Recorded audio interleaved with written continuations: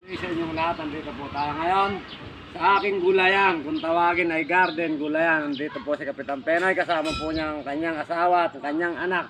Sasama ko ng aking mga pinsan at aking mga pamangkin sa pinsan. Ayan po sila. Anak po siya ni Pamangkin May, na kapatid ni Pamangkin Macbe. Pamangkin Macbe, shout out nga pala sa iyo. Kahit nasa Karanglang ka, umaabot dito.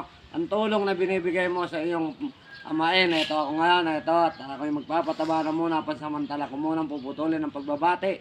Salamat din kay Pinsan Oji sa mga pamangkin ko, kay Pamangkin Iboy Lumibaw, sa lahat na sa inyong mga pamangkin ko. Hindi ko na kayo isa-isa kasi masama ang panahon.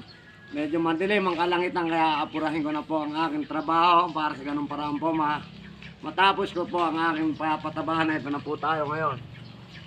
Papatabahan ko na po ang aking gulayan at petsayan para pagdating ng panahon, maganda ang aking anihin.